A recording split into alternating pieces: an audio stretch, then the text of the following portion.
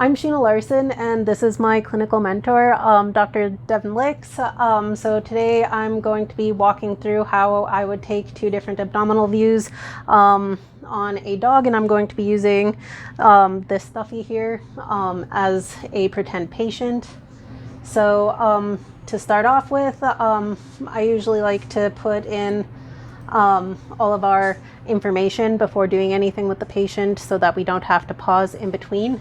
Right now our x-ray machine is turned off, and so I'm going to put in the patient's information. Just going to put under test, and I am just going to say that he was born today, say. So 2024 to 23. And I'm going to say that he's male and altered, because why not? And the referring physician is Dr. Devin Licks. So then I would start a study. So everything comes up here, and this is where I can select my views. And I would take our calipers here, and I would measure. For abdomen, you want to measure at the widest part, which is actually also the widest part of the thorax. So he is not anatomically correct, so it would normally be at the cranial abdomen. So I'm going to say it would be right about here. They would probably be standing, so would measure to about there, and the value would be 19 centimeters. And then that would be for the lateral, and then for the VD it would be in the same spot, and I would want to go until they're sitting there, and this one here would be 15 centimeters. So 19 for the lateral and 15 for the DB. So the way it works for ours is we select that it's a dog, canine. We would start off with right lateral, and was 19 for the measurement here in centimeters. So 16 to 20, and so our settings for that would be 80 and 2.5. 80 for the KVP, 2.5 for the MAS. And then I can select the second view for the VD, and that was 15, so it would go down in settings, so 11 to 15. And I have the two views prepared here.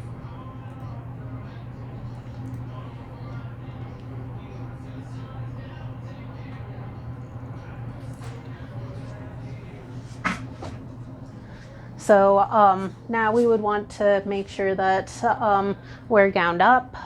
So I'm going to put my dosimeter on, and I'm going to be putting it at my collar level, and then I'm going to put the lead on, and you can gown up as well.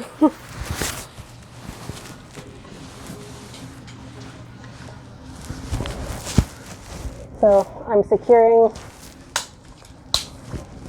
the lead gown around the waist, and then the dosimeter is now underneath the lead shielding, and this here is our thyroid protector.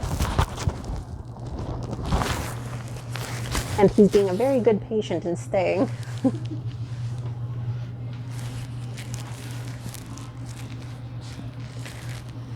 Before I put the gloves on, I'm just going to grab our marker.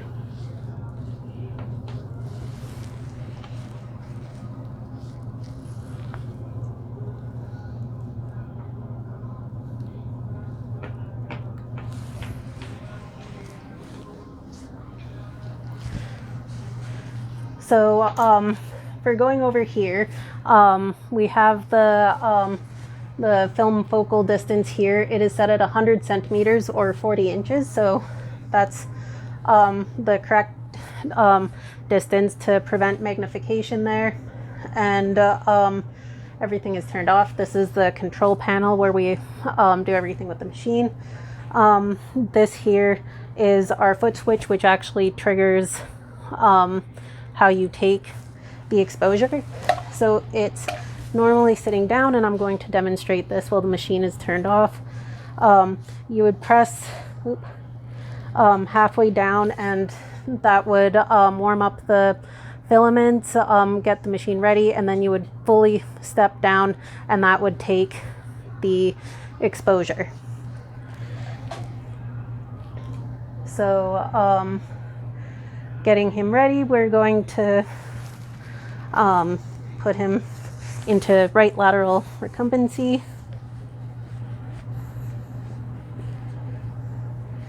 If you don't mind manning his head. And we want to do this in as least stressful of a way as possible. So we would just gently get the patient to lay on the side.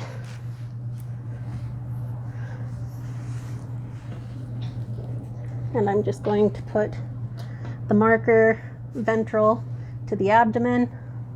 And at this point, once we're ready to take the exposure, I'm going to turn on the machine.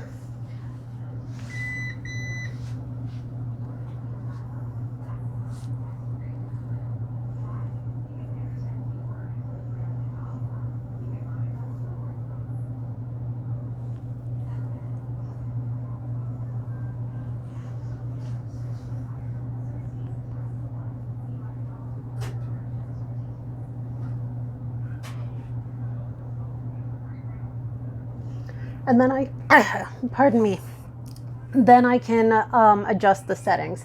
So I want 80 to be the kVp, and then I want 2.5 to be the MAS. So I do that, and then that's changed automatically. And then this here shows our primary beam. So as you can see, he's actually out of it, and our table can move. And this way we don't have to drag him around and stress him out. And when we get him into position, I want the collimated beam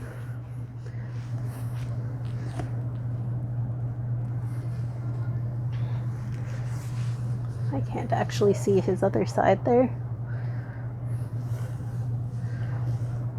to be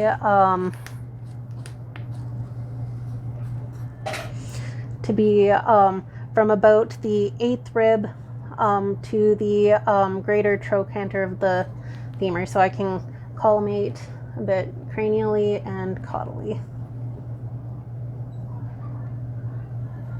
So when I do that, I would extend his legs. So I would say on him, even though he's not anatomically correct, that it would be roughly there, and the cranial abdomen would be roughly there.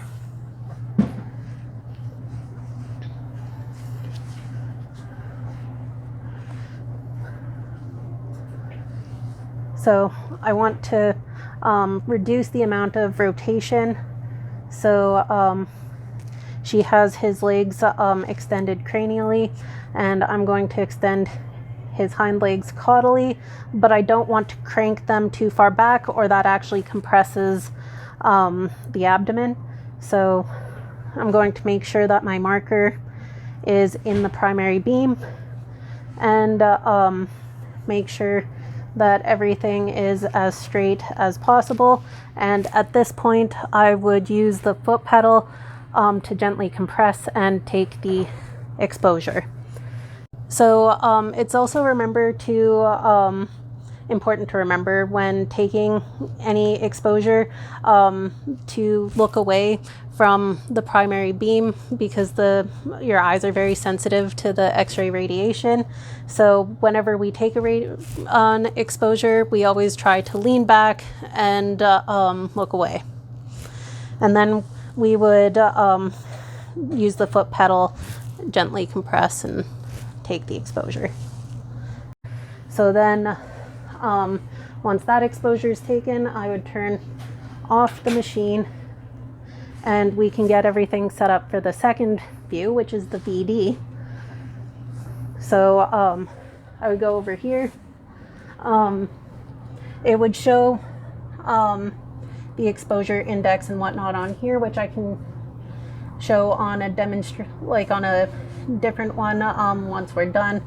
But I would select this as the next view if we were happy with that one and adjust the settings. So with this one here, it was 15. So this here, the KVP and the MAS have changed. So 75 and 3.2.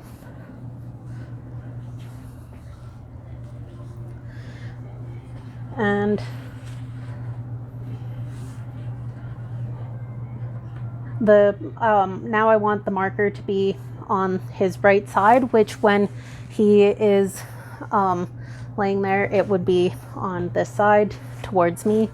So I'm going to leave that there. I'm going to turn the machine back on.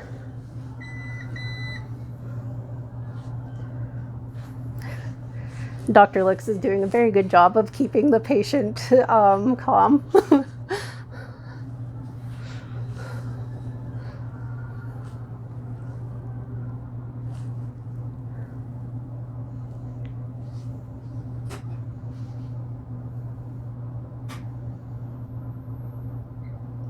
So I would lower the KVP to 75 and increase the MAS to 3.2.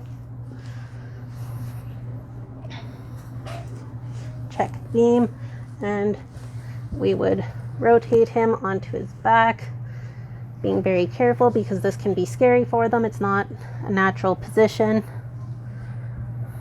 Make sure that the marker is within view. I would move the foot pedal to where it's comfortable for me to use, and standing here I can make sure that he's straight. So again, I would want to use the same kind of landmarks for collimation. I would want to make sure roughly the 8th rib to the greater trochanter of the femur, and I would take his legs and extend his legs caudally. Dr. Lix is cradling his head with his front legs because that can help to keep them straight, and I would make sure that he's not rotated. So if we straighten his head, perfect. I'm trying to hold on to these little legs there. I want to see if I can make that a little bit wider because he's quite wide. There we go. We do want a little bit of black showing up on either side of our x-rays.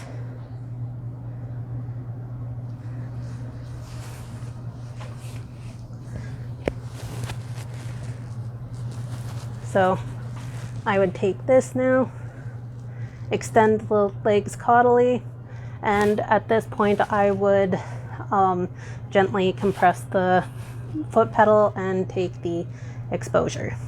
And then our patient here could get comfortable while we check that they have processed on the screen. I'm going to turn off the x-ray machine, and when they've processed, since we have a digital x-ray, we don't have to do anything. It automatically shows up as a digital image on our screen, and we can test and we can adjust the views, and we can see the exposure index. And I'm going to actually see if I can search here.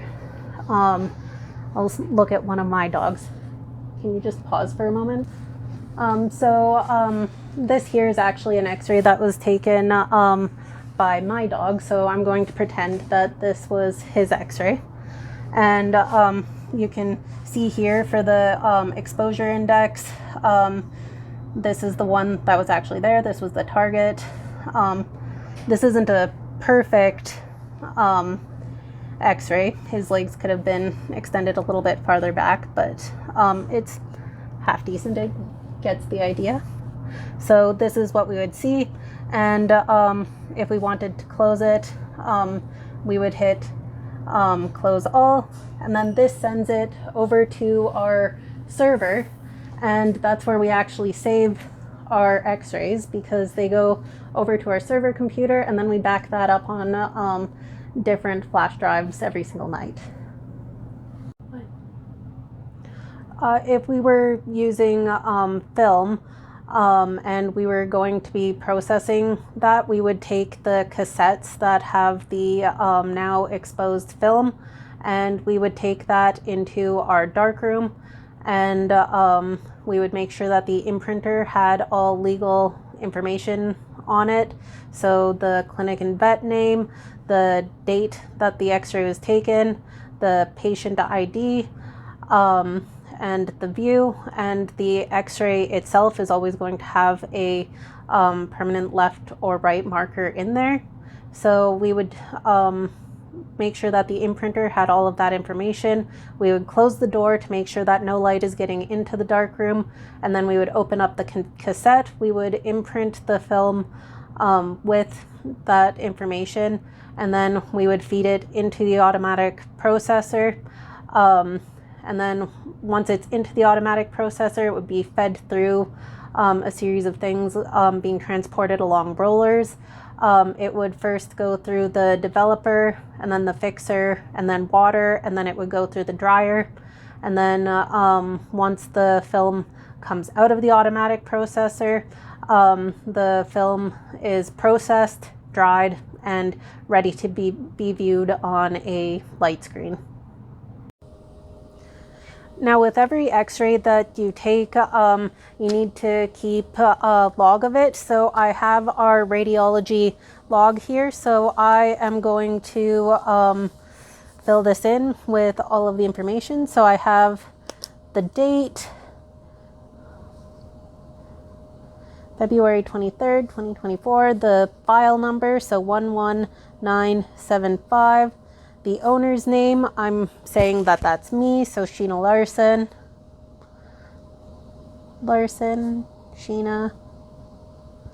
And the patient's name, I just have it as a test because it was just a stuffed animal. Species, it was a canine, but I'm going to mark stuffed animal. Anatomical region, it was abdomen. The view, the first one was the right lateral. The measurement was 19 centimeters. The KVP for that one was 80. And the MAS was 3.2. And then initials, so SL, and then for Dr. Licks, DL. And then the next view, I put the date again, file number, owner's name,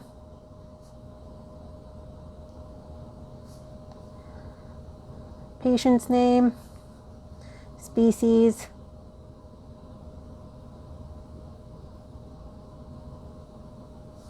anatomical region is again abdomen. And then the view that we took was a VD. The measurement for that one was 15 centimeters. The KVP was 75. And the MAS was 2.5. And then again, initials.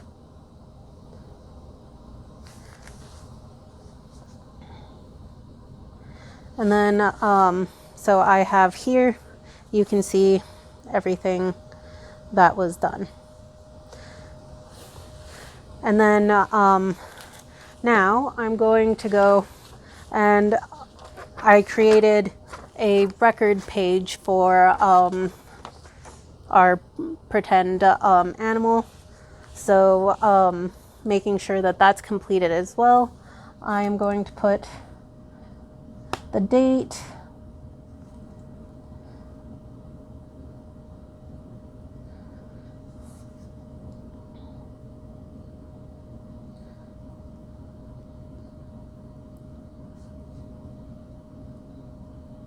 This is just a marker for what the patient came in for. So I'm just going to go and say that it was the time 4:30.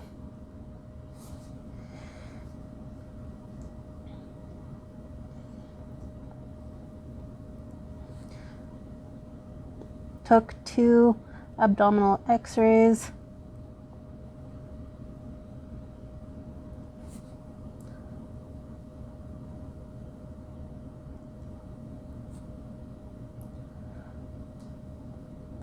Right lateral and BD.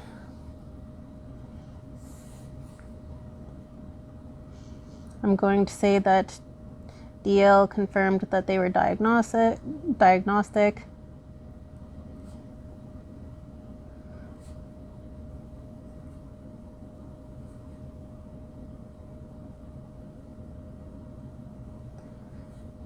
And I'm going to say C radiology lab for settings. Radiology log, sorry.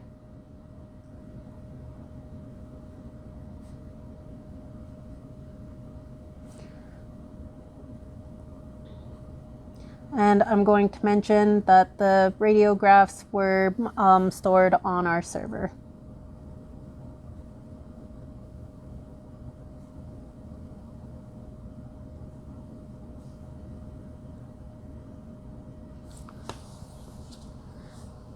And then I'm just going to initial, and that is confirming, or the medical record for taking x-rays. Now I'm going to be demonstrating where our x-rays are stored. Since we didn't take any actual exposures, I'm just going to demonstrate using one of my animals. So they're kept on our server, and there's this program here that allows us to view them. So I'm going to go for patient ID and put in the number, so then you can see here, like, this x-ray was actually taken in 2022. We have to keep them on site for a minimum of 6 years. So I can take, and you can see that the different x-rays are here, and we can view them, and we're able to save them, and we can email them to different professionals if we need to. So everything there is kept. And then so that's our x-ray film storage, or not film. If we have film, which we do have because we have only transferred to digital recently, we keep the x-ray films in these large envelopes. They're labeled with the client's name and the patient's name and the date, and they are stored in a cool, dry place. They're stored vertically, and that way nothing can bend them, and they're the actual physical x-rays that are all kept together in one spot for that one patient, stored alphabetically so they're easy to find. And these are also kept for a minimum of 6 years.